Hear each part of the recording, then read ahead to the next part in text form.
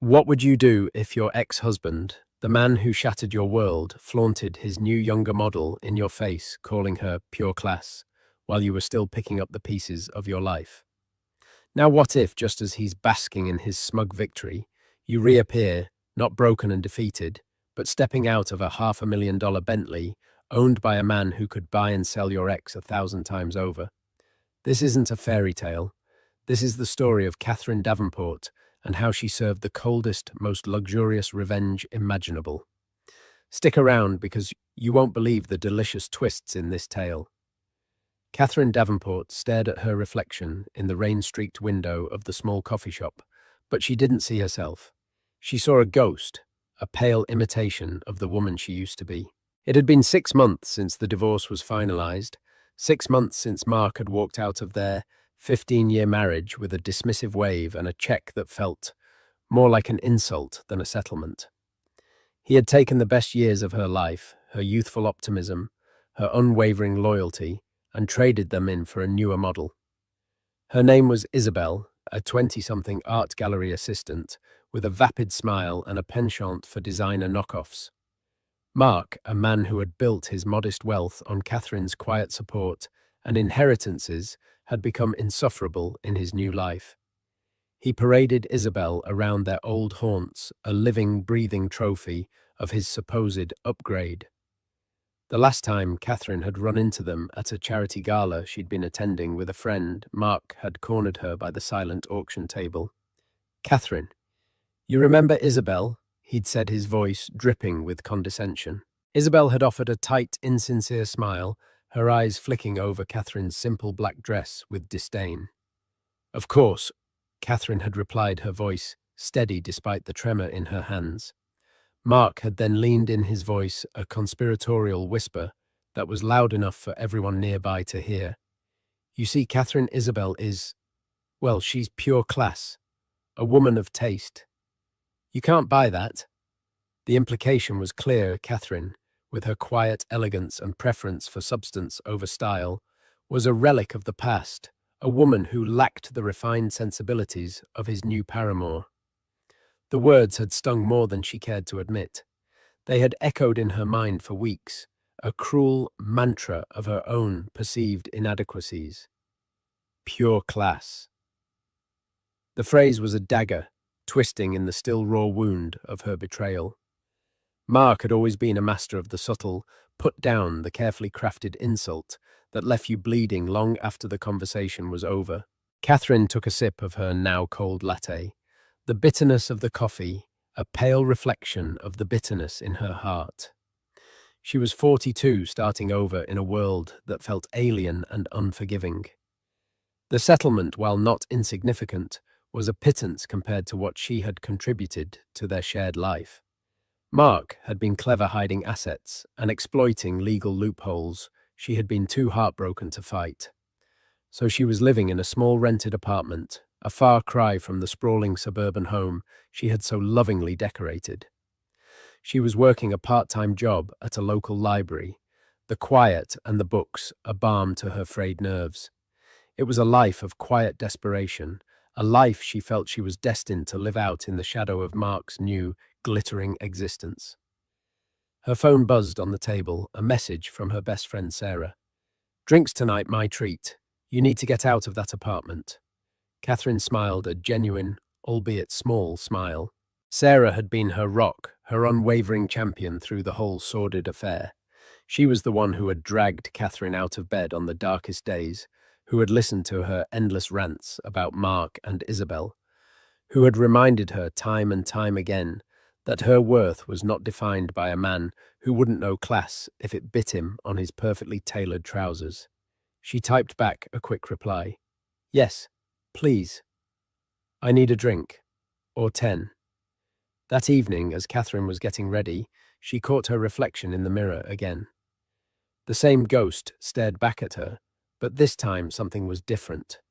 A flicker of defiance sparked in her tired eyes. She was done being the victim. She was done letting Mark's words define her. She was Catherine Davenport, and she was not a woman to be trifled with. She might be down, but she was far from out. She just needed a chance, a spark to reignite the fire that Mark had tried so hard to extinguish. Little did she know that spark was about to ignite a wildfire. As she put on her favorite dress, a simple but elegant navy blue sheath that she hadn't worn in years, she felt a sliver of her old self returning. The dress was a reminder of a time before Mark, a time when she was a confident, ambitious young woman with dreams of her own.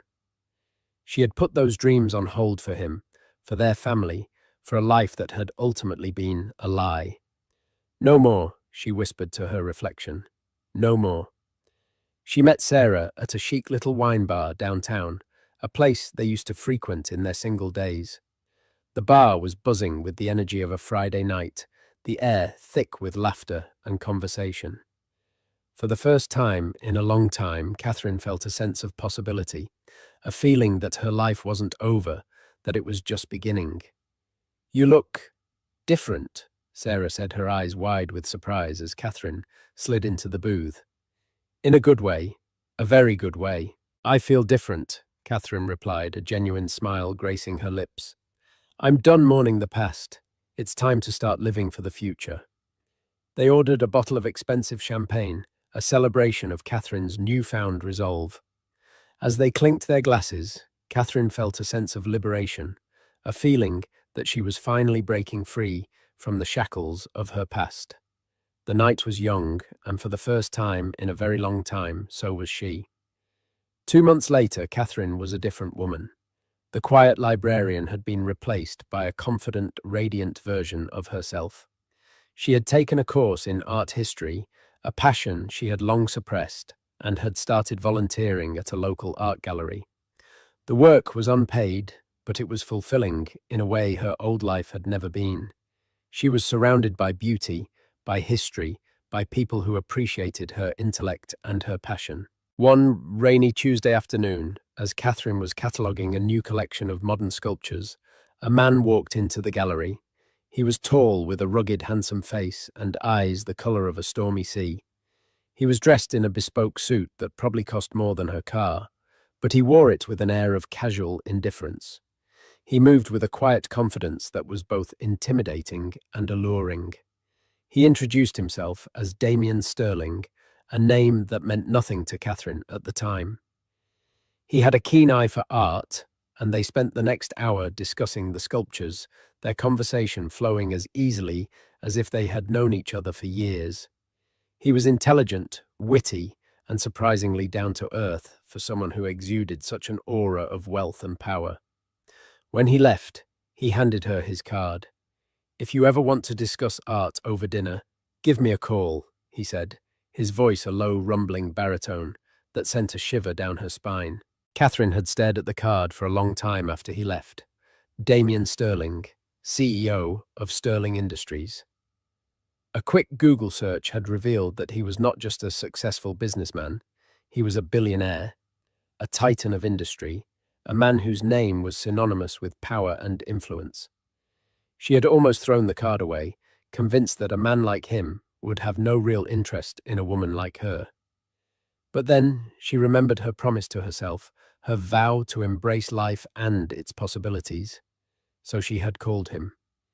Their first date had been a whirlwind of luxury she could have only dreamed of. A private helicopter ride to a Michelin-starred restaurant on a secluded island, a moonlit walk on a private beach, a conversation that delved into their deepest hopes and fears. Damien was nothing like the arrogant, self-obsessed men she had encountered in her previous life. He was kind, compassionate, and genuinely interested in her thoughts and opinions. He saw her, truly saw her, in a way that Mark never had. Their relationship had blossomed quickly, a whirlwind romance that felt both surreal and incredibly real. Damien treated her like a queen, showering her with affection and gifts, but it was his genuine care and respect that had truly won her over. He had helped her heal, helped her rediscover the woman she was always meant to be. Which brought her to this moment, sitting in the passenger seat of Damien's Bentley Mulsanne, a car that was the epitome of luxury and class. They were on their way to a charity auction, the very same one where Mark had delivered his cruelest blow. Catherine was nervous, her hands clasped tightly in her lap. "You okay, Damien?" asked his hand covering hers. "I'm fine," she lied, a nervous smile playing on her lips. "Just a lot of memories. You don't have to do this, he said, his voice soft and reassuring. "We can go somewhere else." "No," she said, her voice firm. "I need to do this. For me." He squeezed her hand. "Then I'll be right there with you." The Bentley pulled up to the grand entrance of the hotel where the auction was being held. A valet rushed to open the door, his eyes widening in awe at the sight of the magnificent car. As Damien stepped out, a hush fell over the crowd of paparazzi and onlookers. He was a man who commanded attention without even trying. Then he turned and offered his hand to Catherine. She took a deep breath and stepped out of the car, her heart pounding in her chest. She was wearing a stunning floor-length emerald green gown that Damien had insisted on buying for her, a diamond necklace glittering at her throat. She looked and felt like a movie star. And then she saw them. Mark and Isabel standing near the entrance, their jaws practically on the floor. Mark was staring at her, his face a mask of disbelief and shock. Isabel's perfectly made-up face was contorted in an ugly sneer of jealousy and rage. Catherine met Mark's gaze, a small knowing smile playing on her lips. She didn't have to say a word. The Bentley, the dress, the man by her side, they said it all. She was no longer the broken, pathetic woman he had discarded. She was a phoenix risen from the ashes of their marriage, more beautiful and powerful than ever before. As Damien wrapped his arm around her waist and guided her towards the entrance, Catherine couldn't help but savor the moment. This was not about revenge. Not really. It was about redemption. It was about reclaiming her power, her self-worth, her life. And as she walked past her ex-husband, leaving him standing there in stunned silence, she knew with absolute certainty that the best was yet to come. The look on his face was worth more than any settlement, more than any apology. It was the look of a man who had just realized he had made the biggest mistake of his life. The charity auction was a blur of champagne, polite conversation, and the clinking of glasses. Catherine moved through the opulent ballroom on Damien's arm, a vision of elegance and grace. She was aware of the whispers that followed them, the curious glances from people who recognized Damien and were no doubt wondering about the identity of the stunning woman by his side. But for the first time in her life, she didn't care what other people thought. She was too busy enjoying the moment, basking in the warmth of Damien's affection and the intoxicating feeling of her own newfound power. She saw Mark and Isabel across the room, huddled together in a corner, their heads bent in what looked like a heated argument. Isabel was gesticulating wildly, her face a mask of fury. Mark looked pale and shaken, his eyes constantly darting towards Catherine and Damien, a mixture of awe and envy in his gaze. Later in the evening, as Catherine was chatting with a group of art collectors, Mark approached her, his face a carefully constructed mask of nonchalance. Isabel was nowhere in sight. "Catherine," he said, his voice a little too loud, a little too jovial. "You're looking... well." "I am well, Mark," she replied, her voice cool and composed. "So, that's your new friend?" he asked, gesturing towards Damien, who was engaged in a conversation with the host of the event. "He is," she said, a small smile playing on her lips. "Impressive car," he said, trying to sound casual, but the jealousy in his voice was palpable. "He must be doing well for himself."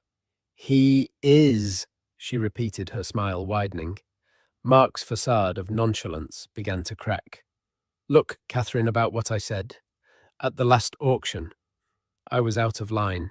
I was going through a lot, and you were a cruel, condescending jerk," she finished for him, her voice laced with an icy calm. "Yes, I remember." Mark flinched as if she had slapped him. I'm sorry." He stammered, his eyes pleading with her for some kind of absolution. Catherine looked at him, at the man who had caused her so much pain, and she felt Nothing. The anger, the hurt, the bitterness, it was all gone. All that was left was a sense of pity. Pity for this small, insecure man who had to put others down to feel good about himself. "I don't need your apology, Mark," she said, her voice softening slightly. "I'm happy, truly happy, and I hope for your sake that you can find some semblance of happiness too." With that, she turned and walked away, leaving him standing there, his apology hanging in the air like a bad smell. She found Damien by the French doors that led out to the terrace. He was looking at her, a proud, loving smile on his face. "Everything okay?" he asked, his hand finding the small of her back. "Everything is perfect," she said, leaning her head on his shoulder. They stepped out onto the terrace, the cool night air a welcome relief from the stuffy ballroom. The city lights twinkled below them, a sea of a million tiny stars. He apologized. "You know," she said, her voice a soft whisper. "And what did you do?" he asked, his thumb gently caressing her back. "I told him I didn't need it," she said, a sense of peace washing over her. "And I meant it. I'm finally free of him, Damien. Truly free." He pulled her closer, his lips finding hers in a tender, passionate kiss. "I'm glad," he whispered against her lips, "because I have no intention of ever letting you go." As they stood there, wrapped in each other's arms, Catherine knew that this was not just a fairy tale romance. It was real, it was deep, and it was something she had never thought she would find again. She had not just found a new love, she had found herself. And that was the greatest treasure of all. Meanwhile, inside the ballroom, Isabel had finally found Mark. Her face was a thundercloud of rage. "What was that all about?" she hissed, her voice low and venomous. "You were practically begging her for forgiveness." "I was just being polite," Mark muttered, avoiding her gaze. "Polite. You look like a pathetic puppy dog begging for scraps," she sneered. "And did you see her? That dress, that necklace, and that man. He's Damien Sterling, Mark. Do you have any idea who he is?" "I know who he is," Mark said, his voice barely a whisper. "And you just let her walk all over you?" she demanded, her voice rising in pitch. "You who told me she was a washed-up, pathetic nobody. You who told me I was the classy one. I didn't know." Mark stammered, his face pale, with a mixture of fear and humiliation. "Well, you know now," she said, her voice dripping with contempt. "And let me tell you something, Mark. You better fix this. You better find a way to get back what you lost. Because I'm not going to be the consolation prize in your pathetic little life." She turned on her heel and stormed off, leaving Mark alone in the middle of the crowded ballroom, his world crumbling around him. He had thought he had it all. The beautiful young mistress, the successful business, the life of luxury he had always craved. But in one single evening, it had all turned to dust. He had lost Catherine, the one person who had truly loved him, and he had gained what? A shallow, materialistic woman who would leave him the moment a better offer came along. He looked across the room at Catherine, laughing with Damien Sterling, a picture of pure, unadulterated happiness.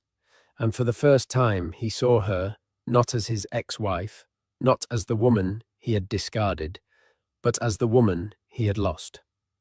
The woman who was and always had been pure class. And in that moment, he knew with a gut-wrenching certainty that he had made the biggest mistake of his life, a mistake that would haunt him for the rest of his days. The weeks that followed the charity auction unfolded like a dream Catherine had forgotten she was capable of having. Life with Damien was a whirlwind of breathtaking experiences that systematically erased the grey monotony of her recent past. One week, they were in a private villa in Tuscany, learning to make pasta from a cheerful nonna and drinking Chianti as the sun set over rolling hills. The next, they were navigating the vibrant, chaotic souks of Marrakesh, his hand a constant, reassuring presence at the small of her back. He introduced her to a world she had only read about, a world of art, culture, and effortless luxury. He didn't just spoil her with material things. He nurtured her soul. He would listen for hours as she spoke about her rekindled passion for art history, his questions sharp and insightful. He remembered the name of her favorite sculptor, and a week later a rare monograph on the artist's work would appear on her bedside table. He celebrated her intellect, cherished her opinions, and looked at her with an adoration that made her feel like the most captivating woman in the world. For the first time since Mark's betrayal, Catherine felt whole. She felt seen, yet even in the brightest Tuscan sun, a small persistent shadow lingered.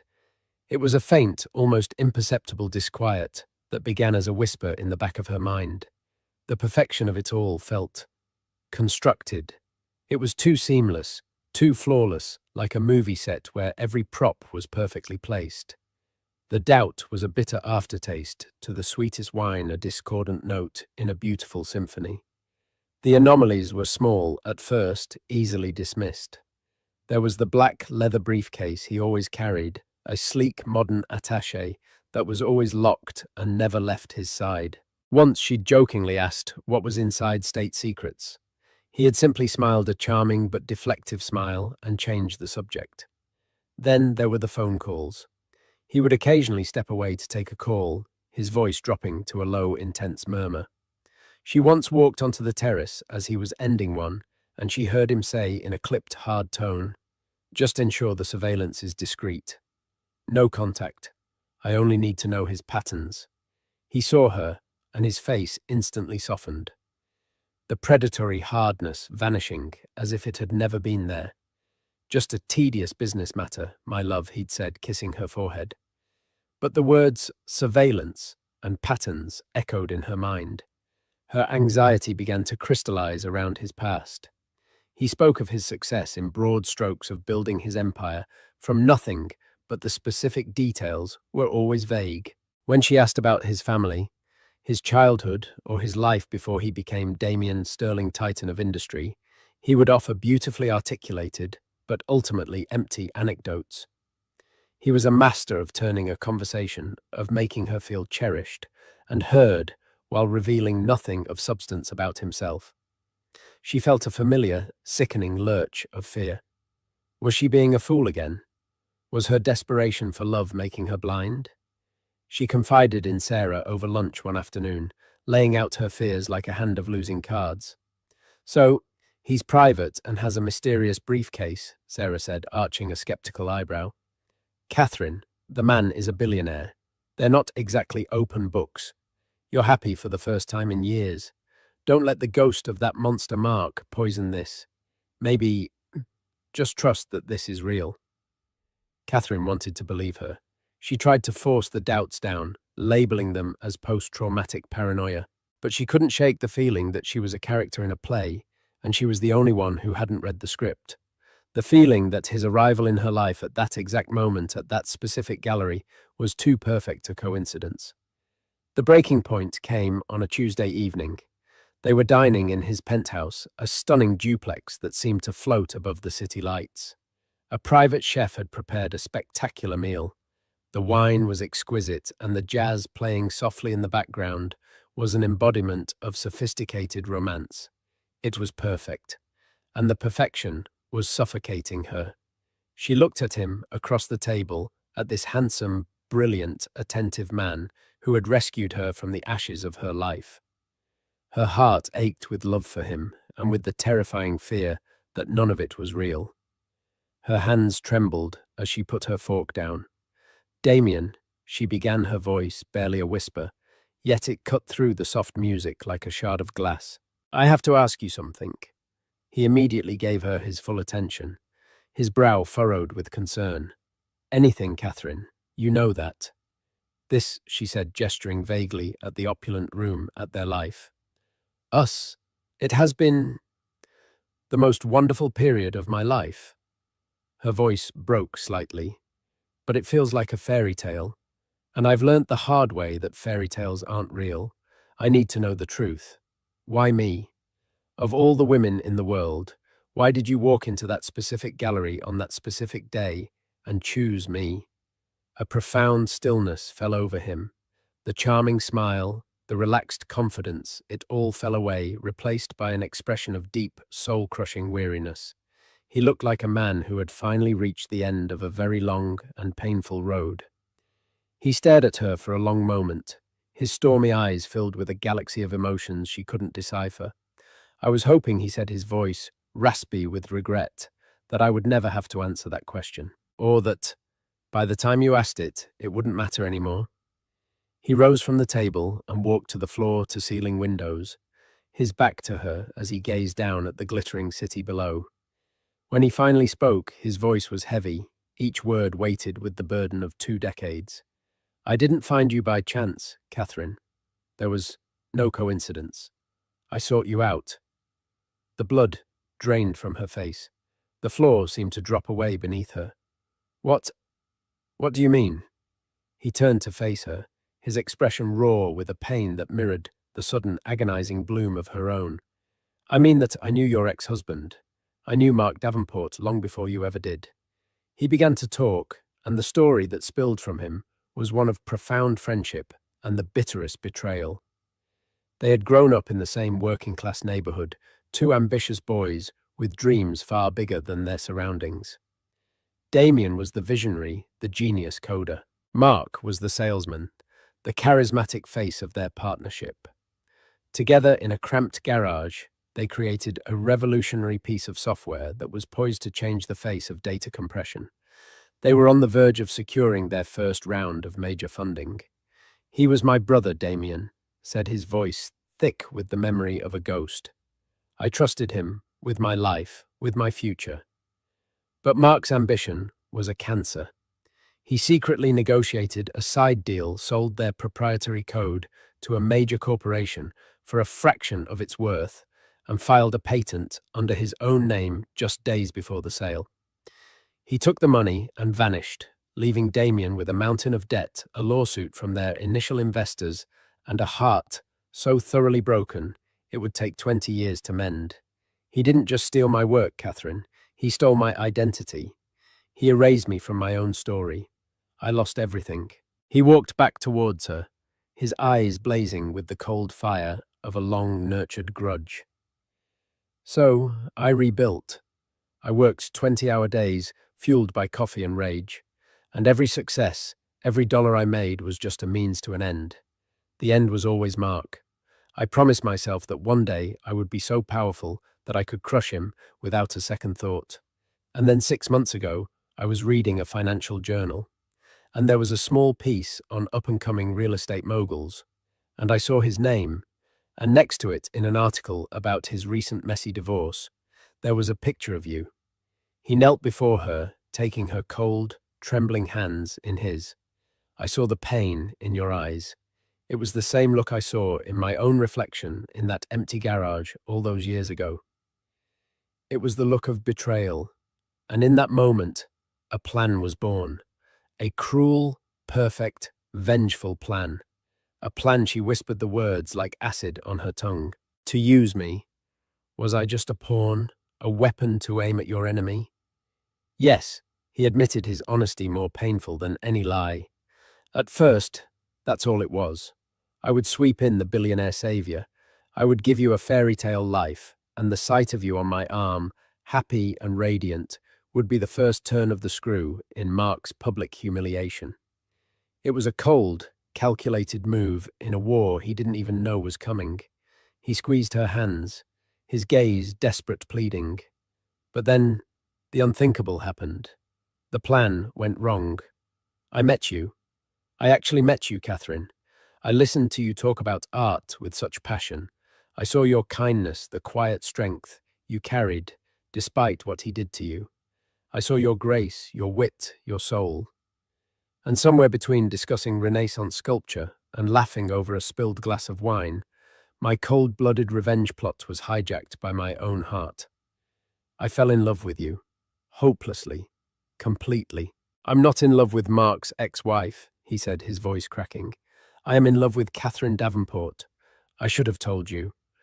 God, I know I should have. But I was a coward. I was so terrified that if you knew how this all started, you'd see me as just another man who wanted to use you, and I would lose you. And losing you, That is a loss I don't think I could survive. Catherine stared at him, her mind a raging tempest. Anger warred with a gut-wrenching hurt. She had been a pawn. Her fairy tale was founded on a lie. But beneath the storm, a strange current of empathy stirred. She looked into his eyes and saw not a manipulator, but another of Mark's victims, one whose wounds were far older and deeper than her own. They were two people bound by the collateral damage of one man's insatiable greed.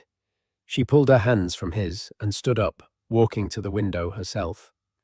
For a long moment she just breathed, watching the distant impersonal lights of the city. Mark had tried to destroy them both. He had almost succeeded. And now, fate or Damien's calculated plan had brought them together. What was she to do? Walk away and prove Mark the victor in both their stories? Or... She turned back to face him. The tears were gone, replaced by a glint of steel in her eyes that Damien had never seen before. A cold, magnificent fury. "He didn't just steal a company from you, Damien," she said, her voice low and steady.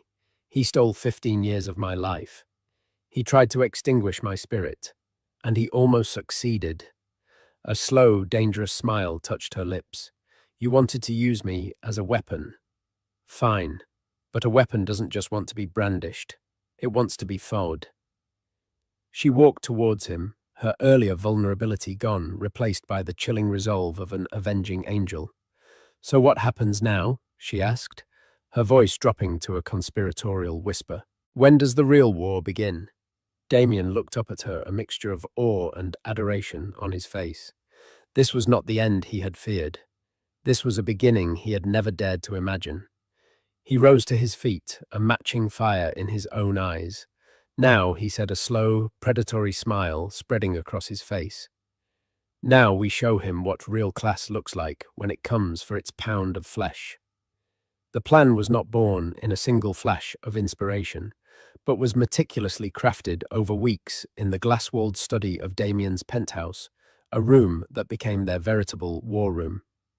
Spreadsheets glowed on oversized monitors, displaying the intricate web of Mark's financial holdings, while piles of legal documents and corporate reports covered the vast mahogany desk.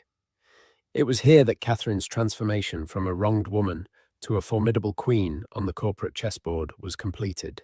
Initially, she had been a passive observer, watching with a kind of awed horror as Damien moved his invisible armies into place. But soon her intimate knowledge of Mark's vanities and weaknesses became their most potent weapon. "He's over-leveraged on the new waterfront development," she pointed out one night, tracing a line on a blueprint. "He bought it for the prestige to get his name on the building. He told me it was his legacy. That's his ego talking. Squeeze him there, and he'll panic." Damien looked up from his screen, a slow smile of genuine admiration spreading across his face. "Catherine Davenport," he said, his voice low with respect. "You are a terrifyingly brilliant woman." She felt a blush rise to her cheeks, but it wasn't from shyness. It was the hot thrill of empowerment. She was no longer just a victim of Mark's story. She was actively, ruthlessly co-authoring its final chapter. Their strategy was a masterpiece of corporate strangulation executed with surgical precision. Through a labyrinth of shell corporations, Damien's team began acquiring Mark's debt from lenders, becoming his silent, unseen creditor. They identified his most talented project manager, a woman named Helen, who Mark consistently underpaid and took for granted, and lured her away with an offer so generous it was life-changing. Her departure caused a critical project to stall, sending ripples of uncertainty through his investors. The crown jewel of their strategy was the sabotage of the Apex Tower deal, a partnership that would have secured Mark's company for the next decade. Damien, using an anonymous proxy, presented a competing bid that was only marginally better, but was structured with an elegance and security that made Mark's offer look clumsy and desperate. When the news broke that Mark had lost the deal, he flew into a volcanic rage. Catherine could picture it perfectly. Mark, red-faced and sputtering, blaming everyone but himself. His world was being systematically dismantled, and he had no idea the architect of his ruin was the man he'd wronged 2 decades ago, aided by the woman he had so arrogantly discarded. His relationship with Isabel, already a fragile construct of money and vanity, shattered under the pressure. The night before the shareholder meeting, Isabel confronted him in their sterile white-on-white apartment. "What is happening, Mark?" she demanded, her voice sharp and devoid of its usual syrupy sweetness. She was holding a stack of overdue invoices from a couture boutique. "My cards are being declined." "My cards?" "It's a temporary cash flow problem," Mark snarled, loosening his tie as if it were a noose. "The market is volatile. You wouldn't understand." "Oh, I understand that the pure class lifestyle you promised me is evaporating," she retorted, her eyes cold and hard. "I understand that you look like a frightened little man who is in way over his head. Did you see the look on Catherine's face at that auction? She looked like she owns the world. And you look like you're about to lose it." The words hit him like a physical blow because they were the absolute terrifying truth. The day of the shareholder meeting dawned grey and oppressive, a perfect mirror of Mark's mood. The hotel ballroom was filled with anxious-looking investors, their polite murmurs doing little to hide the palpable tension. Mark stood at the podium, sweating under the stage lights, launching into a desperate, rambling speech about long-term growth and synergistic opportunities. He was a captain trying to convince his passengers that the ship wasn't sinking, even as the water lapped at their ankles. It was then that the grand double doors at the back of the ballroom swung open. A hush fell over the room. Every head turned. Damien Sterling and Catherine Davenport stood framed in the doorway, a tableau of immense power and breathtaking elegance. Damien was in a perfectly tailored charcoal suit, his presence radiating an almost gravitational pull. But all eyes were on Catherine. She wore a bespoke sheath dress of brilliant scarlet red, the colour of power, of fire, of blood. A simple, elegant diamond choker encircled her throat. Her expression was serene, her gaze level, and as her eyes met Mark's across the cavernous room, he saw no trace of the broken woman he had left. He saw his executioner. He faltered, mid-sentence, his voice catching in his throat. The carefully constructed artifice of his confidence crumbled into dust. They moved down the central aisle with unhurried grace, the crowd parting before them like the Red Sea. A nervous hotel employee scurried to place 2 chairs for them directly in the front row. They sat, a silent, regal tribunal, their very presence a judgment. When Mark's pathetic speech finally petered out, there was a moment of awkward silence before the chairman, a man already in Damien's pocket, cleared his throat. "We will now hear from a representative of our new majority shareholder," he announced. Damien rose smoothly and walked to the podium. He didn't look at Mark. He adjusted the microphone and scanned the faces of the stunned audience. "Good morning." His voice, calm and amplified, filled every corner of the room. "My name is Damien Sterling." He paused, letting the weight of his name settle. "As of 9 a.m. this morning, my holding company, Sterling Conglomerate, completed its acquisition of a 51% controlling interest in Davenport Properties. As such, I will be assuming the role of CEO effective immediately." A tidal wave of gasps and frantic whispers swept through the ballroom. Mark's face went from pale to ashen. He looked like a man who had just seen his own ghost. Some of you may be wondering why Damien continued, his voice taking on a harder, colder edge. A massive screen behind him flickered to life. "To understand the future of this company, you must first understand its fraudulent origins." He then proceeded with the dispassionate precision of a prosecutor to lay Mark's entire life bare. An old photograph appeared on the screen, 2 young, hopeful men, Damien and Mark, standing in front of their first office. Damien narrated the story of their partnership, their shared dream. Then documents appeared, the original code they had written, the business plan. He followed it with the patent filing Mark had secretly made in his own name and the bank records showing the wire transfer from the competitor he'd sold it to. The evidence was irrefutable, a digital tombstone for Mark's career. This company, Damien declared, his voice ringing with righteous fury, was built on a foundation of theft. Its first seed money was the price of a stolen dream and a shattered friendship. It was too much for Mark. The decades of lies, the carefully maintained facade, the crushing weight of his public disgrace. It all culminated in a single primal scream of rage.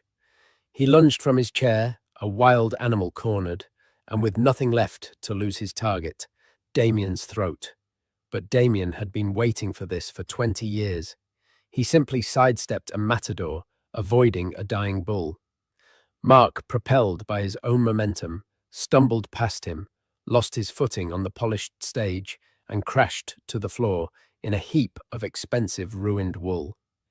He lay there, gasping for breath, a broken, humiliated man. His eyes, wild and pleading, found Catherine's. She rose from her chair and walked to the edge of the stage, looking down at him, not with hatred, but with a profound and chilling finality. She took the microphone from its stand. "I am Catherine Davenport," she said, her voice clear and steady, resonating with an authority no one in that room had ever heard from her before. "For 15 years, I was married to this man. For 15 years, I supported him. I believed in him, and I built a life with him, all while he harbored this rotten secret." Her gaze then swept the room until it landed on Isabel, who was frozen in her seat, so white, her face a mask of horror. "And you?" Catherine's voice dripped with an icy contempt that made Isabel flinch. "You who were so quick to judge me. You who were paraded around as his shining example of pure class." She let the phrase hang in the air, a poisoned dart. "True class, Isabel, isn't about the label on your dress or the price of your champagne. It's about integrity. It's about character.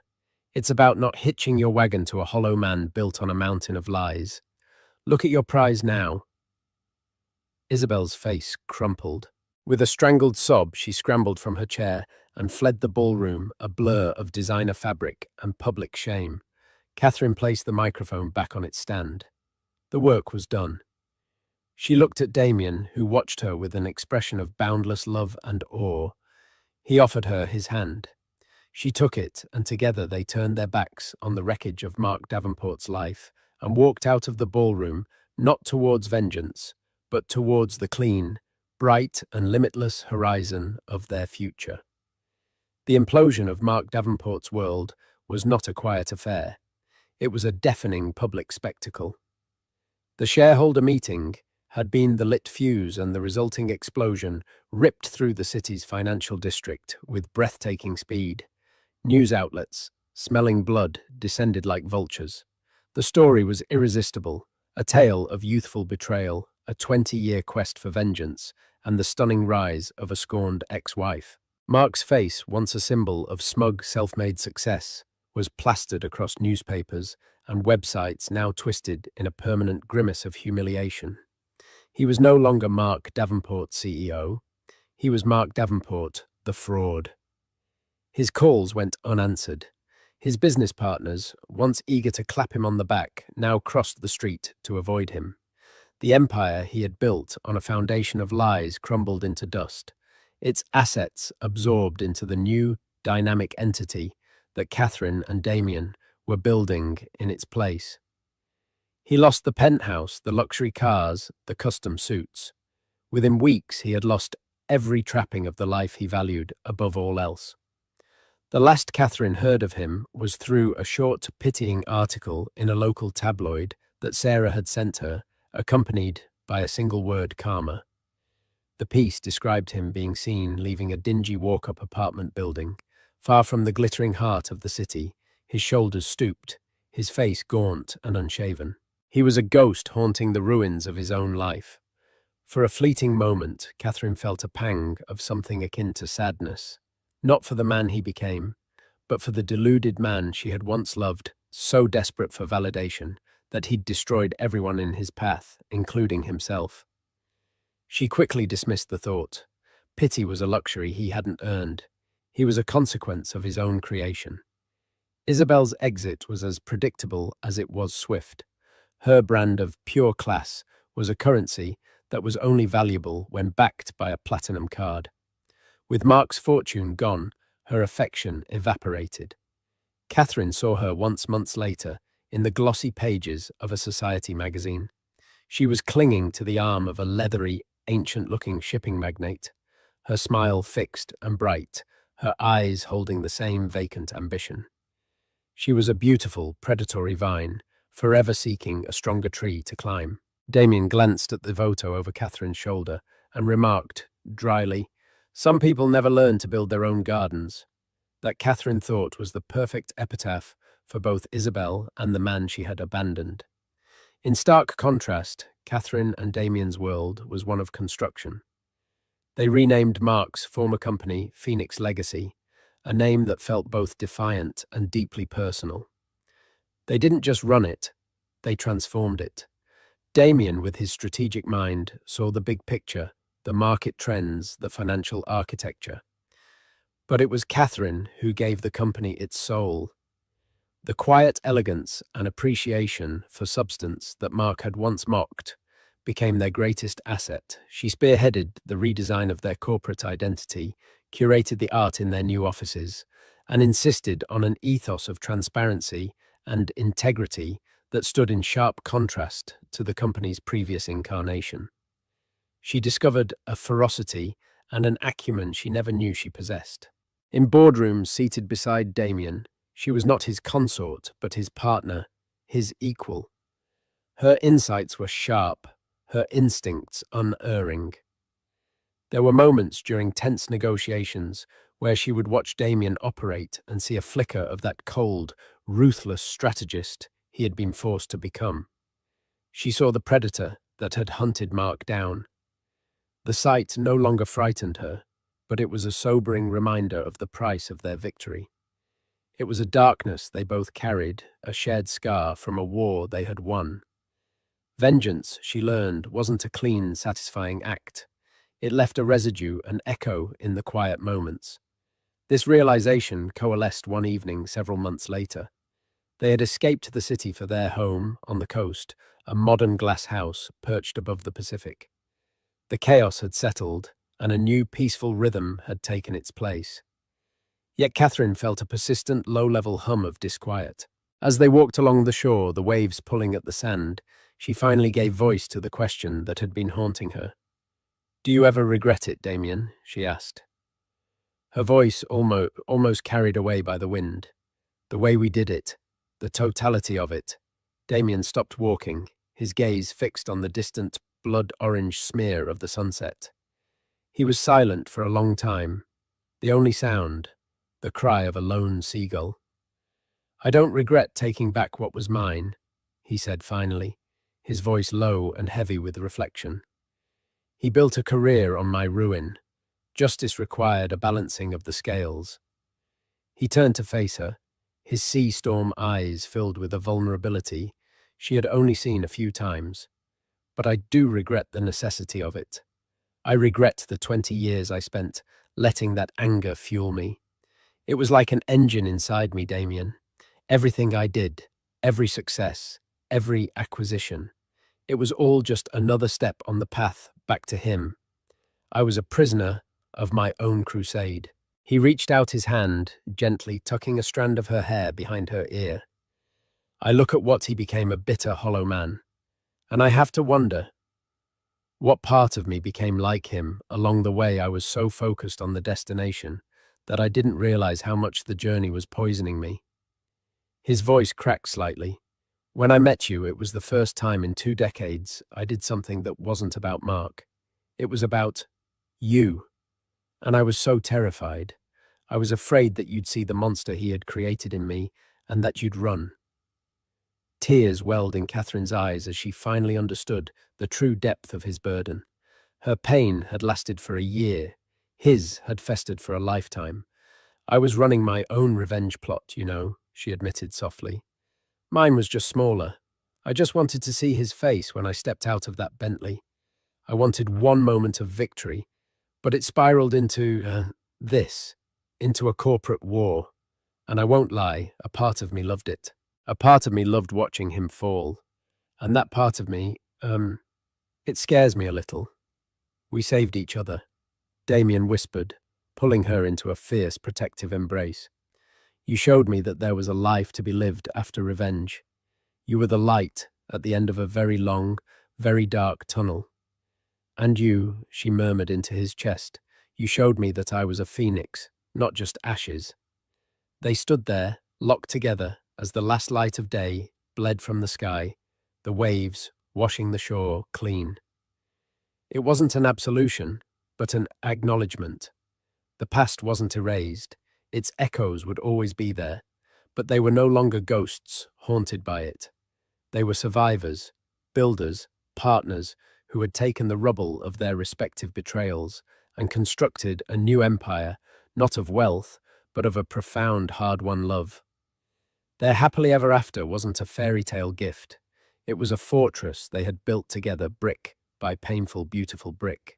And as they walked back toward the warm lights of their home, hand in hand, they knew it was a fortress that could withstand any storm. So, what's the real takeaway from Catherine's incredible story? It's more than just a tale of epic revenge. It's a powerful reminder that your worth is never determined by someone else's opinion of you. It's about finding your own strength, your own class, in the face of betrayal and disrespect. Catherine didn't just get a billionaire boyfriend. She rediscovered herself, her passion, and her power. She proves that sometimes the greatest comeback isn't just about showing up in a Bentley, it's about building a life so full and happy that the past simply fades into insignificance. If this story of empowerment and sweet, sweet justice resonated with you, do me a huge favor. Hit that like button, share this video with someone who needs to hear it, and make sure you subscribe to the channel for more true life stories that will have you on the edge of your seat. Drop a comment below and let me know what you think Mark's life is like now. In a world dripping with champagne and false smiles, a man thought he had won. He stood in the center of it all, his new fiancée on his arm and her designer bag, a trophy against his side, a symbol of everything his ex-wife supposedly wasn't. He was about to make a toast to his own brilliance, to his perfect upgraded life, but he never got the chance. The doors opened and a ghost from his past walked in, not broken, but remade in silence and steel. And in her hand, she held a simple piece of black metal that was about to burn his entire world to the ground. The air in the grand ballroom of the Pierre Hotel was thick with the scent of money and hydrangeas. It was the annual Starlight Benefit, a night where New York's old money scions and new money titans mingled under the glittering chandeliers, their laughter echoing off the frescoed ceiling. This was Marcus Thorne's natural habitat. He navigated the crowded room with the practiced ease of a shark in familiar waters, a triumphant smirk playing on his lips. On his arm was Tiffany Sterling, a woman who seemed poured from a champagne flute, all bubbles and blonde ambition. Her dress was a shimmering column of silver. Tom Ford, clinging to curves that had been meticulously sculpted by diet discipline and the best plastic surgeon on Park Avenue. But the centerpiece of her ensemble, the item Marcus kept steering her to present to onlookers, was the bag, and it wasn't just a purse, it was a statement. A Himalayan crocodile Birkin with white gold and diamond hardware. Its price tag was equivalent to a down payment on a Manhattan apartment, and Marcus treated it like a holy relic. Darling, just hold it up a little, he'd murmur, his voice a low purr of satisfaction as they approached another cluster of guests. Let the light catch the diamonds. Tiffany would oblige, her smile bright, but her eyes holding a flicker of something else. Boredom, perhaps, or the weary resignation of a beautiful object constantly on display. Marcus, you're simply incorrigible, cooed Beatrice. Dubois, a woman whose face was pulled so tight It looked like a porcelain mask. That bag is divine. Tiffany, you are a lucky, lucky girl. Marcus beamed his chest, puffing out. Only the best for my Tiff. She has a taste for the finer things in life, an appreciation for true quality. It's refreshing. The barb was aimed at a ghost, a woman not present in the room, but who lived rent-free in the most bitter corners of his mind, his ex-wife, Sophia Reyes. To hear Marcus tell it, their divorce had been an act of mercy, a release from a woman who couldn't keep up. Sophia, he'd tell anyone who would listen, was simple. Sweet, of course, but utterly lacking in the ambition and sophistication required to be his partner. She was the comfortable Ford he'd learned to drive in, but he was a man destined for a Bugatti. I remember Marcus said, lowering his voice, conspiratorially to Beatrice and her husband, a portly banker named Charles I once bought Sophia a lovely little Cartier bracelet. A love bracelet. Classic elegant. Do you know what she said? They leaned in hungry for the gossip. She said, "That's nice, but did you see the fundraiser for the animal shelter hit its goal?" He chuckled, a dry, dismissive sound. Her priorities were always, quaint. She couldn't understand that for people like us, these things. He gestured vaguely at the glittering room, the diamonds, the Birkin. They aren't just things. They are markers. They are the language of success. What he failed to mention was the context. He'd given Sophia the bracelet the day after she had been laid off from her job as a data analyst, a job she loved. He had presented it not as a comfort, but as a solution, as if a gold bangle could patch the hole in her professional confidence. Her comment about the animal shelter wasn't a non sequitur. She was the one who had built the fundraising website, who had spent months volunteering her skills to help them reach that goal. The bracelet had felt like a dismissal of the work that truly mattered to her. Their marriage had unraveled in a series of 1,000 such moments. Marcus, a senior vice president at a cutthroat investment firm, saw the world as a ladder. Every person, every object, every action was either a step up or a step down. He had been enamored with Sophia's quiet intelligence and earthy warmth when they were young, when her steadiness was a comforting anchor to his frenetic ambition. But as he climbed, he began to see her as dead weight. He started criticizing her clothes, her friends, her refusal to play the sycophantic games his career demanded. He'd come home from a day of boardroom battles and sneer at the simple, delicious meal she'd cooked. "Pasta again, Sophia. Do you know how many empty carbs are in this?" He'd mock her for choosing to read a novel instead of the Wall Street Journal, for preferring a hike in the woods over a stuffy Hamptons polo match. He saw her contentment as a lack of drive. Her integrity he labelled as naivete. Her kindness was a weakness. The final straw had been his affair with Tiffany, the daughter of a real estate magnate he was desperate to court. The affair was as transactional as it was passionate. Tiffany offered him a direct line to the social and financial stratosphere he craved, and he offered her the validation of being chosen by a man others saw as a rising star. The divorce had been brutal. Marcus's lawyers, a team of piranhas in bespoke suits, had painted Sophia as an ungrateful woman who was trying to leech off her husband's hard-earned success. They highlighted her modest background, her lack of contribution to the marital assets, conveniently ignoring the years she had supported him emotionally and financially, while he was still clawing his way through business school. They made her feel small, foolish, and utterly alone. In the end, Sophia had walked away with little more than her personal savings and a bruised heart. She had signed the papers with a hand that barely trembled her face, a mask of weary calm. Marcus had expected tears, screaming matches, a dramatic breakdown. He had been almost disappointed by her quiet dignity. It was as if she had simply let go. He'd told himself it was because she knew she couldn't win. It never occurred to him that she had simply stopped wanting to play his game. Now, a year later, Marcus was on top of the world. He was engaged to Tiffany. His deal with her father had gone through, and his name was whispered with a new level of respect in the circles he admired. This party, this bag, this woman, it was all proof of his victory. Speaking of quaint, Marcus continued, his eyes scanning the room.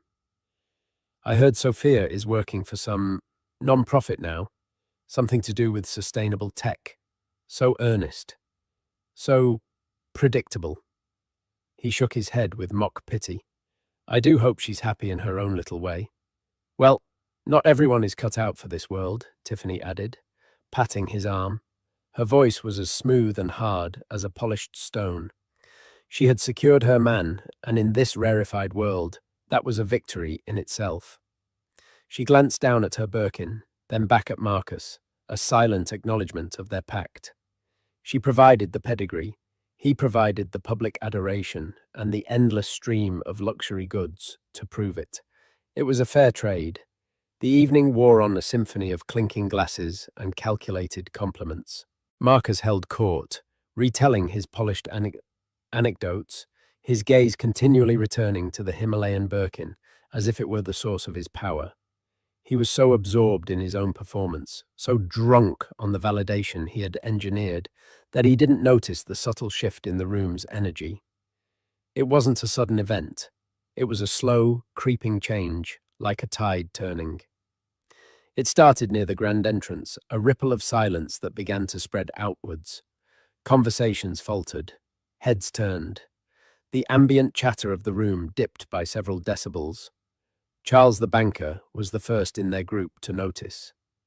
"Who is that?" he muttered, his eyes fixed on the doorway. Marcus, annoyed by the interruption to his monologue, followed his gaze. And that's when his perfectly constructed world began to fracture.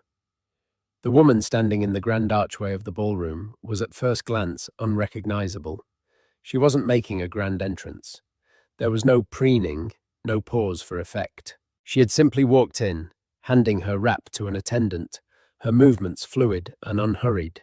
She was talking quietly to the event's host, a revered philanthropist named Elizabeth Sterling, no direct relation to Tiffany, a fact that always secretly irked her. This woman's presence commanded attention, not through ostentation, but through an aura of profound self-possession. Her hair, which Marcus remembered as a cascade of unruly dark waves she was always trying to tame, was now styled in a sleek, elegant chignon at the nape of her neck. Her dress was a simple floor-length sheath of midnight blue silk. It bore no flashy logos or ostentatious beadwork. It was a masterpiece of tailoring its quiet elegance, speaking far louder than Tiffany's shimmering silver sheath. It was a dress that didn't wear the woman. The woman wore the dress. It took Marcus a full 10 seconds for his brain to process the impossible. The woman was Sophia. His first reaction was a jolt of pure, unadulterated shock, followed by a hot surge of anger. What was she doing here? This was his world, his victory party. Her presence felt like a violation, a spectre at his feast. He had meticulously curated this evening to celebrate his new life, a life built on the ashes of the one he'd shared with her. Her being here felt like a deliberate act of provocation. Tiffany noticed the sudden tension in his body. Marcus. "What is it?" she asked. Her voice tight. She followed his line of sight, and her perfectly glossed lips parted slightly. "Is that—" "Yes," Marcus hissed his knuckles, white around the stem of his champagne flute. Sophia wasn't supposed to be here. The cheapest ticket to the Starlight benefit was $10,000. The idea of Sophia, who he imagined was living a frugal life on a meager, non-profit salary, being able to afford entry, was laughable. Had she snuck in? Was she working the event? The thought was mortifying. He watched as Elizabeth Sterling greeted Sophia, not with the polite air one gives to a staff member, but with a genuine warm embrace. They spoke for a moment, their heads close together, and then Elizabeth laughed a rich, genuine sound that carried across the momentarily hushed room. She gestured towards a man standing nearby, a man who had been half hidden in the shadows of the entrance. The man stepped forward, and a new wave of whispers rippled through the ballroom. This was not some anonymous plus one. This was Damien Chevalier. Damien Chevalier was a legend, a titan of the tech industry who had started with nothing and built a multi-billion-dollar empire based on disruptive, forward-thinking technology. He was notoriously private, rarely photographed, and almost never attended social events like this. He was a kingmaker, an investor whose backing could turn a fledgling startup into a global powerhouse overnight. His presence at a party was more valuable than any celebrity endorsement, and he was standing beside Sophia, not just beside her, but with a look of quiet admiration in his eyes as he listened to whatever she was saying. He was dressed in a flawlessly tailored tuxedo, yet he exuded an air of casual indifference to the opulence surrounding him, as if he owned the room and everything in it, and had simply forgotten about it. "What is she doing with Damien Chevalier?" Tiffany breathed, her voice a mixture of awe and venom. The Himalayan Birkin on her arm suddenly felt a little less magnificent. Its value was monetary, a known quantity. The value of standing next to Damien Chevalier was immeasurable. Marcus couldn't speak. His mind was racing, trying to assemble a narrative that made sense. Was she his new assistant? His charity case? He desperately clung to any explanation that kept her beneath him in the rigid hierarchy he had built his life around. The idea that she could be there as Chevalier's peer, or worse, his partner, was a cognitive dissonance his ego could not withstand. "It must be a mistake," he finally managed to say, his voice strained. "She must have tricked him somehow. She's a nobody." But even as he said it, he knew it sounded weak. Sophia looked anything but a nobody. She moved through the room with a grace he'd never seen in her before. It wasn't the skittish, apologetic way she used to navigate these events with him, always feeling slightly out of place. This was a new Sophia, a woman who looked like she belonged. People were gravitating towards her, drawn by the magnetic pull of her companion and her own serene confidence. The host, Elizabeth Sterling, led Sophia and Damien towards the main bar located near where Marcus and Tiffany were standing. Marcus's heart began to pound, a frantic, suffocating rhythm against his ribs. He wanted to flee to grab Tiffany and disappear into the crowd. But he was paralyzed, rooted to the spot by a horrifying cocktail of dread and morbid curiosity. As they drew closer, he could hear snippets of their conversation. The beta testing results for Phase 2 were even better than we projected, Sophia was saying to Chevalier. Her voice was the same, yet different, firmer, more resonant with authority. "The energy efficiency is off the charts. We're on track for a Q4 launch." Chevalier nodded, a rare small smile touching his lips. "I never doubted it for a second, Sophia. Your projections are always conservative. It's one of the things I most admire about you." Projections. Phase 2. Q-launch. This was the language of boardrooms and business plans, not the quaint chatter of a non-profit worker.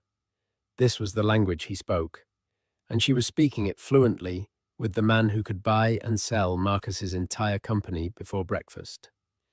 They reached the bar. Sophia ordered a sparkling water with lime. Damien ordered a scotch. The bartender, accustomed to serving the city's elite, took their orders with practiced deference. Then came the moment that would be seared into the memory of everyone who witnessed it. Sophia reached into her small, understated clutch, a simple, elegant navy leather piece that probably cost a fraction of Tiffany's Birkin, but looked infinitely more sophisticated. She pulled out a card to pay for their drinks, a gesture more symbolic than necessary at an event where most things were complimentary or billed to a table. She didn't flash it. She didn't make a show of it. She simply handed it to the bartender. But there was no mistaking what it was. The card was a solid, weighty black. Not plastic, but anodized titanium. In the center was the iconic face of a Roman centurion. It was the American Express Centurion card, the legendary black card. The Centurion card was the stuff of myth, an invitation-only holy grail for the ultra-wealthy. It had no preset spending limit, Its holders were rumored to be able to shut down a Gucci store for a private shopping spree to acquire front-row tickets to sold-out shows that had been unavailable for months to charter a private jet with a single phone call. It was a key that unlocked the world, and it was offered only to a select few who spent and earned on a scale most people couldn't even fathom. And Sophia Reyes, his simple, quaint, unambitious ex-wife, had just handed one to the bartender. The bartender froze, his professional composure honed by years of serving billionaires and celebrities shattered for a brief telling second. He stared at the card, then at Sophia, his eyes wide with a new profound level of respect.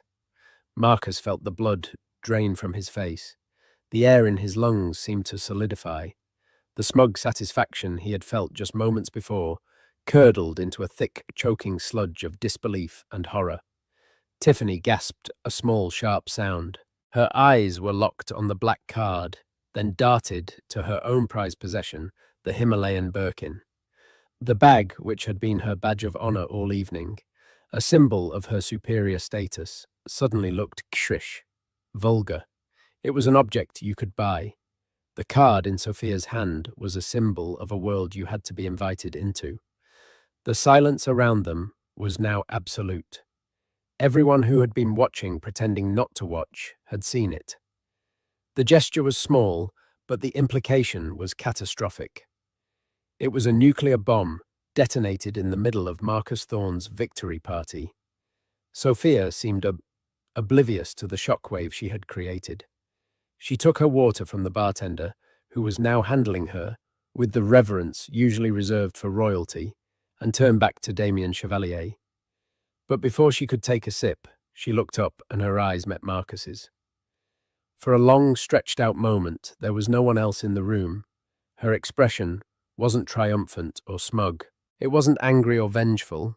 It was calm. A calm, clear-eyed gaze that held a flicker of something he couldn't quite decipher. Pity, perhaps. In that single devastating glance, Marcus Thorne understood. He had not won. He had not upgraded. He had made the single greatest miscalculation of his entire life. The woman he had discarded as worthless had not only survived, she had soared to heights he could only dream of. And she hadn't needed a man to get her there. The black card wasn't a gift from Damien Chevalier. Marcus knew with a certainty that chilled him to the bone that it was hers. The moment the bartender's professional composure fractured was the moment Marcus Thorne's universe began to unravel. It wasn't a dramatic gasp or a dropped glass. It was something much more telling, a sudden stillness. The man's hands, which had been a blur of fluid, practiced motion, simply froze over the polished mahogany of the bar. His eyes, accustomed to seeing every form of wealth and power, widened almost imperceptibly as they fixed on the object in Sophia's hand. It was a piece of solid, anodized titanium, its matte black surface absorbing the light of the chandeliers rather than reflecting it. It seemed to possess its own gravity. The American Express Centurion, the mythical black card, lay on the bar between them, not presented with a flourish, but with the casual indifference of someone handing over a library card. That casualness was its true power. A bubble of silence expanded outward from the bar, silencing conversations in its path. Beatrice Dubois, mid-syllable, in a piece of vicious gossip, let her jaw hang agape, her surgically tightened face a mask of disbelief. Charles, the portly banker, instinctively straightened his tie, his mind a human abacus frantically trying to compute this new impossible variable. The card wasn't just a symbol of wealth. It was a symbol of entry into a club so exclusive that most people in that room, billionaires in their own right, had never received an invitation. Marcus felt the blood drain from his face, a cold, sickening rush that left him lightheaded. The ambient noise of the party, the clinking glasses, the polite laughter, the soft music, faded into a dull roar, the sound of blood pounding in his own ears. For a terrifying second, the room seemed to tilt on its axis. He stared at the card, then at Sophia's profile. She was the same woman he had divorced, the same dark hair, the same curve of her cheek. Yet she was a complete stranger. It was as if she had been replaced by a perfect, far more formidable replica. Tiffany's gasp was sharp beside him, a small, wounded sound. Her perfectly manicured hand, which had been resting possessively on his arm, tightened its grip, her nails digging into his bicep like tiny talons. Her eyes were wide locked on the piece of black metal. In a single, horrifying instant, her Himalayan Birkin, the five-figure trophy she had worn all night as a badge of supremacy, was rendered utterly meaningless. It was a frivolous, expensive toy. The card was an instrument of global power. The bartender, recovering himself with a slight shake of his head, took the card as if handling a sacred artifact. "Of course, Ms. Reyes," he murmured, his voice laced with a newfound profound deference. "Ms. Reyes, not Mrs. Thorne." The name was another blow, another severance from the past he thought he had defined. Sophia simply nodded, taking the sparkling water he offered. She turned from the bar, her movements unhurried and graceful, and her eyes, as if drawn by the sheer force of his panic, met Marcus's. It was the longest moment of his life. He had expected to see triumph in her gaze, a smug, "I told you so" glint that would have been at least familiar. He was prepared for anger, for hatred, for any fiery emotion that would prove she was still invested, that he still had a hold on her. He saw none of it. Her expression was one of serene, almost clinical detachment. It was the look a scientist might give a failed experiment just before turning off the power. It was a look of pure, unadulterated irrelevance. Then she turned her back on him. That simple pivot of her body was the most violent act of dismissal he had ever experienced. It was a final, damning verdict on him, on their history, on his entire existence. It said with more eloquence than any words, "You are done. You do not matter anymore." She turned back to Damien Chevalier and resumed their conversation, the two of them enclosed in a bubble of quiet power, leaving Marcus on the outside, a ghost at his own feast. The spell was broken. The chatter rushed back into the room, but its tone and subject had irrevocably shifted. The whispers were no longer admiring tales of Marcus Thorne's ascent, but frantic, confused questions about Sophia Reyes's resurrection. "Did you see that the centurion?" That was his ex-wife, the simple one he left. Simple. "She's with Damien Chevalier, and I heard Elizabeth Sterling call her a visionary. My God, what does that make him?" The social sharks could smell blood in the water, and they were beginning to circle. Marcus Tiffany hissed her voice, a tremor of controlled panic. Her face was chalk white beneath her meticulously applied bronzer. "What is going on? What is this? You have to do something." "Do what?" He mumbled, his mind still reeling, unable to process the sheer scale of his miscalculation. "Fix it," she demanded, her grip on his arm becoming painful. "They're not just looking at her, Marcus. They're laughing at us. At me." He looked at her then and saw not a partner, but a terrified co-conspirator whose cover had just been blown. Her fear was not for him, but for her own reflection in the eyes of their peers. That realization, sharp and cold, was enough to spur him into action. He was fueled now by a desperate primal need to reclaim the narrative, to find a flaw in her perfect new reality, to prove that he was still the protagonist of this story. Shaking off Tiffany's hand, he started moving through the crowd, his gait stiff with a false bravado. He pushed past a waiter, ignoring the man's indignant protest. His eyes locked on Sophia's back. Each step was an agony. He could feel the weight of 100 pairs of eyes on him, their curiosity curdling into pity and contempt. It was a walk of shame across a battlefield he hadn't even known he was fighting on. He reached the circle of power, where Sophia stood, with Chevalier, the event host, Elizabeth Sterling, and a United States senator. He arrived just in time to hear the senator, a man known for his sharp intellect and political influence, speak to Sophia with undisguised admiration. "Your work is truly groundbreaking, Ms. Reyes," Senator Thompson said, shaking her hand warmly. My staff briefed me on Helios Innovations last month. What you're doing for renewable energy storage isn't just good for the environment. It's a matter of national security. Your battery technology could fundamentally change our country's energy independence. It's revolutionary. Ms. Reyes, her company, Helios Innovations. The words slammed into Marcus with the force of a physical blow. A non-profit worker. A quaint charity case. This was the language of global impact, of policy-making, of power that dwarfed his own ambitions to run a new division at his firm. He had been playing for pocket change while she was playing for the entire world. Sophia turned then, her expression calm, as she sensed his looming presence. There was no flicker of alarm in her eyes, only a quiet, weary resignation. Marcus, she said, her tone perfectly, even acknowledging him as one might a piece of furniture that had been unexpectedly moved. How nice of you to join us. I don't believe you've formally met Damien Chevalier. Damien Chevalier, a man who radiated an almost gravitational pull, turned his attention to Marcus. His eyes were a piercing, intelligent blue, and they seemed to see everything: the bespoke suit that was slightly too tight, the sheen of sweat on his forehead, the frantic panic churning in his gut.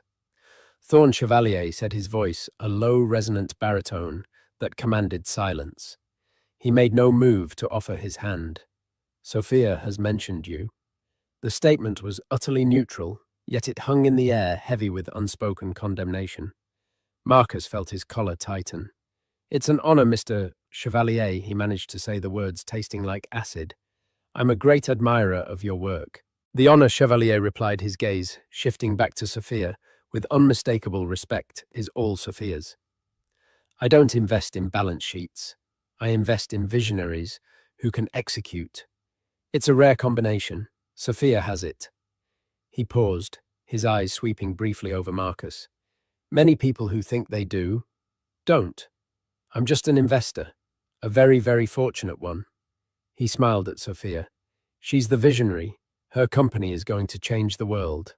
The thinly veiled insult was a dagger twisted with surgical precision. Marcus was reeling desperately, searching for some way to regain his footing.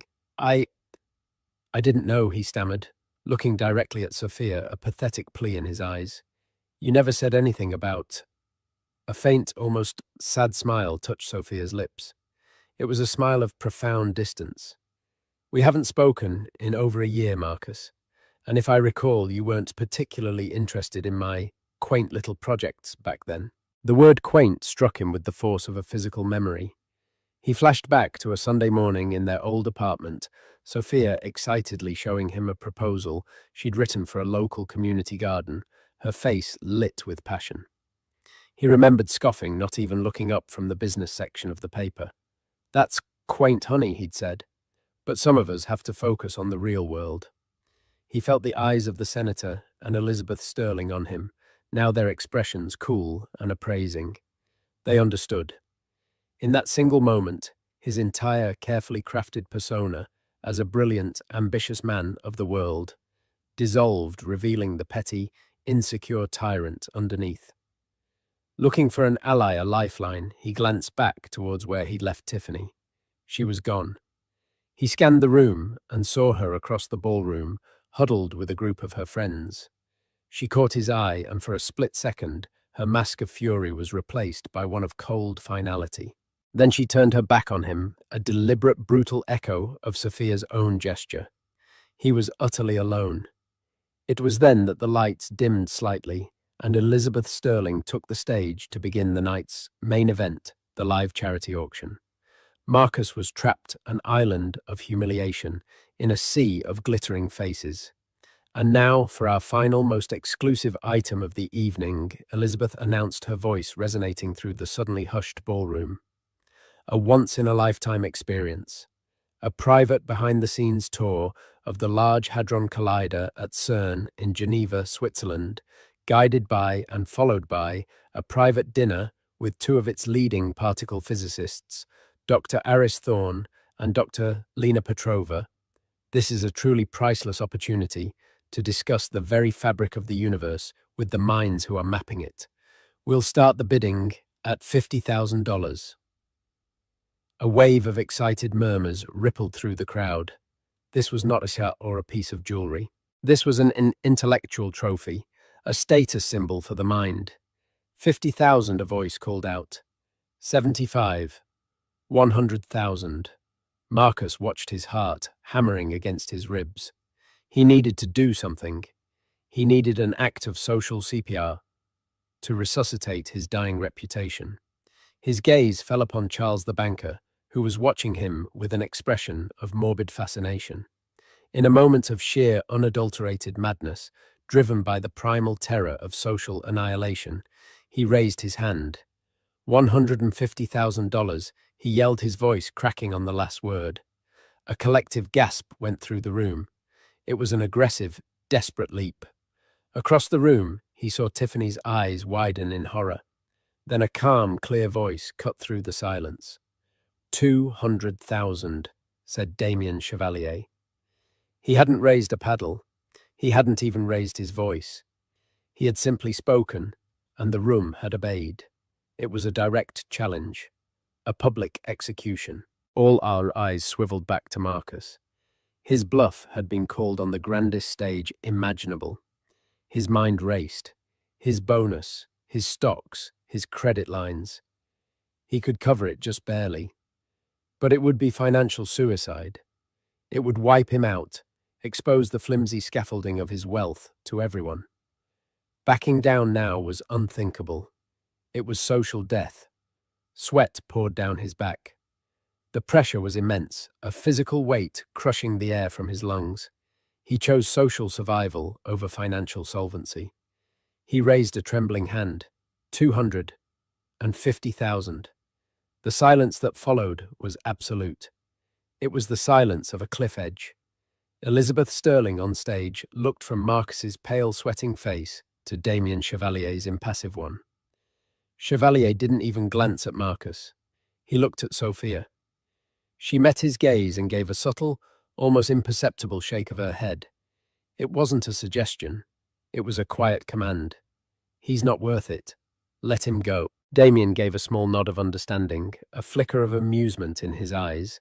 He turned his attention back to the auctioneer and gave a slight dismissive shrug. I withdraw my bid, he said clearly. The crowd gasped again, this time in confusion. Why would he back down? And then Sophia spoke. Her voice wasn't loud, but it cut through the entire ballroom, filled with a quiet authority that commanded absolute attention. She didn't raise a paddle. She didn't need to. She was no longer a participant in their game. She was changing the rules. Elizabeth, she said, addressing the host on the stage directly. Instead of a bid, Helios Innovations would like to make a donation. You're building a new STEM education center for underprivileged youth with tonight's proceeds. My company would like to design, build, and install a state-of-the-art solar power and battery storage system for the entire facility. It will take the center completely off the grid, saving you an estimated $200,000 a year in operating costs forever. She wasn't finished. We will, of course, cover the full installation and a decade of maintenance. And we would also like to fund 10 full scholarships and paid summer internships at our headquarters for the most promising students from your program each year. For a second, there was only stunned silence. Then the room erupted. It wasn't the polite staccato applause of a wealthy charity auction. It was a roar, a standing ovation of genuine, unadulterated admiration.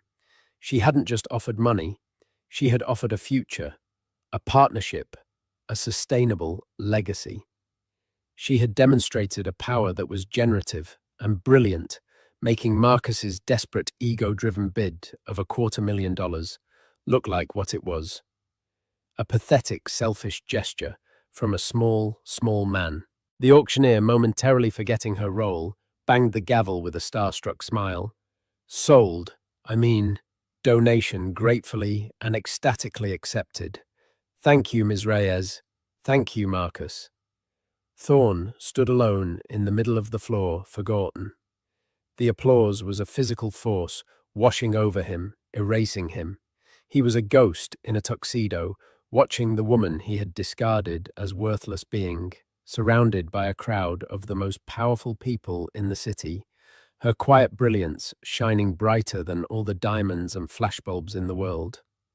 The life he thought he had won had been a cheap counterfeit, and she had just shown him what was real. The gilded ballroom might as well have been on another planet. For Marcus Thorne, the flight from that grand room to the chaotic curb of Fifth Avenue was a descent through the circles of his own personal hell. The polite, averted gazes of the other guests, the sudden, intense interest they took in their champagne flutes as he passed the almost imperceptible smirk on the face of the doorman who held the door for him. Each was a fresh lash of humiliation. He found Tiffany by the valet stand, a rigid statue of fury carved from silk and diamonds. Her face, usually a carefully constructed mask of pleasant indifference, was contorted with a rage so pure it was terrifying. The ride back to their penthouse was a study in glacial silence. It was a thick, suffocating quiet, far worse than shouting. Marcus sat pressed against his door, the scent of Tiffany's expensive perfume, which he usually found intoxicating, now smelling cloying and sour. The Himalayan Birkin, their shared trophy, sat on the seat between them, like a tiny jewel-encrusted casket. He couldn't stop replaying the evening's events in a torturous loop. Sophia's serene face, Damien Chevalier's dismissive gaze, the thunderous applause for her donation, and the deafening silence that had followed his own pathetic bid. $250,000. The number pulsed behind his eyes, a migraine of impending doom. It wasn't just a pledge.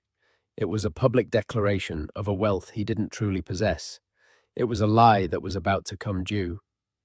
The moment the heavy door of their minimalist penthouse clicked shut, the silence shattered. How could you be so stupid? Tiffany's voice was not a shout, but a low, venomous hiss that was far more frightening. She whirled on him, her eyes blazing. How could you be so blind? Quaint, Marcus. You called her quaint. How was I supposed to know? He shot back his voice, thin and defensive. She was working with non-profits, I thought.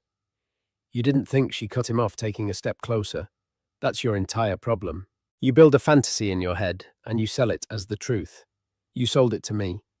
You told me she was nothing, a sweet, simple little thing you had to leave behind because she couldn't keep up. But that woman, back there, that woman is a titan. My father mentioned Helios Innovations at dinner last week. He said their new battery patent is a monster, that it's going to completely upend the energy sector.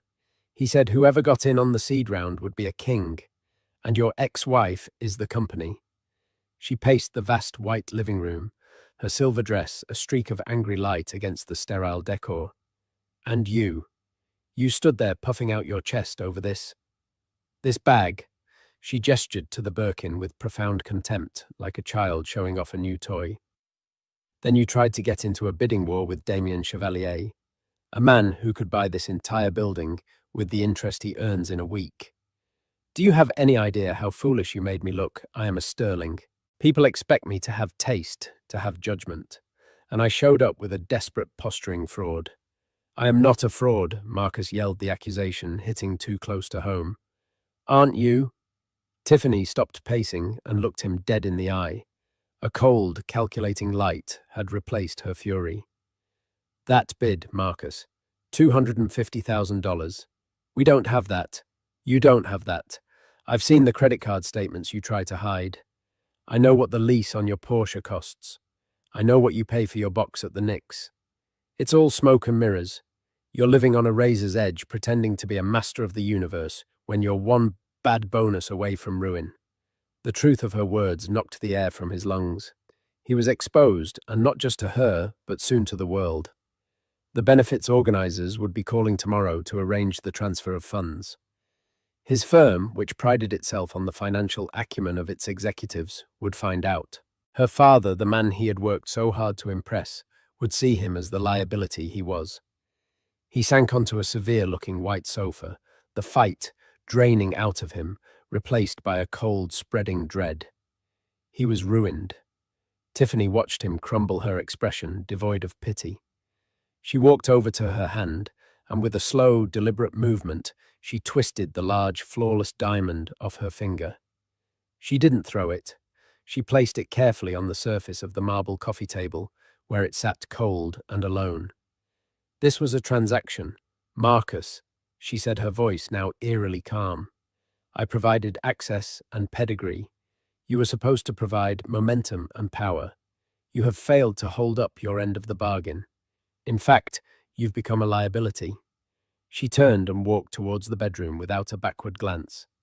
Marcus was left alone in the silent, cavernous room, staring at the glittering diamond. It was no longer a symbol of his victory, but a tombstone for a life that had never been real. Quit.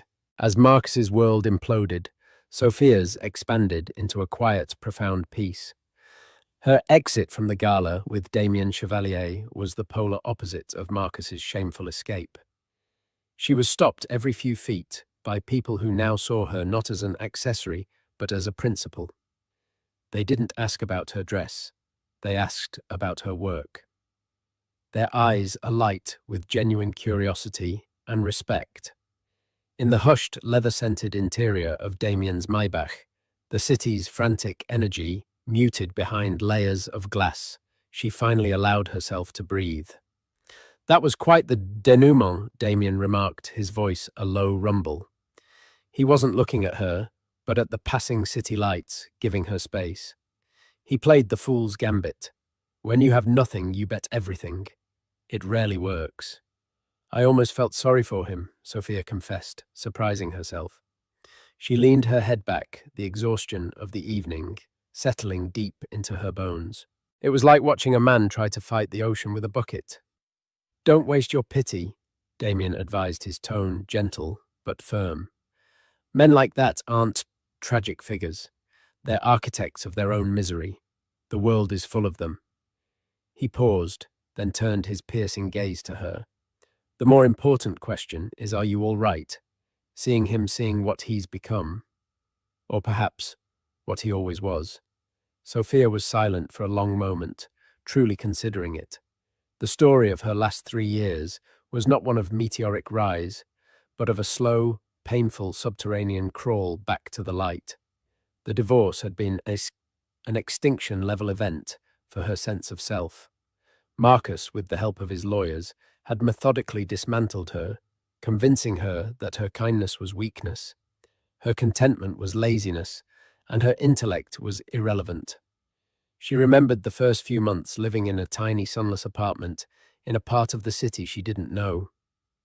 The world felt grey, muted. Marcus's voice was a constant cruel echo in her head, mocking her for every simple choice. She had been so lost, so utterly convinced of her own worthlessness, that some days, just getting out of bed felt like a monumental achievement. That was her rock bottom, the belief that he had been right about her all along. The change began not with a bang, but with a flicker. It was a visit to the public library, simply to be in a place that was warm and quiet. She found herself in the science section and picked up a book on data analytics, the field she had abandoned for him. As she read, tracing the elegant logic of the algorithms, with her finger, something deep inside her stirred.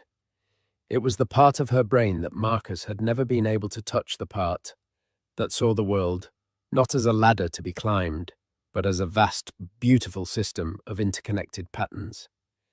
That flicker became a flame. She started volunteering her skills again, her quaint hobbies. She built a new inventory management system for a local food bank and optimized the delivery routes for a meal-on-wheels service.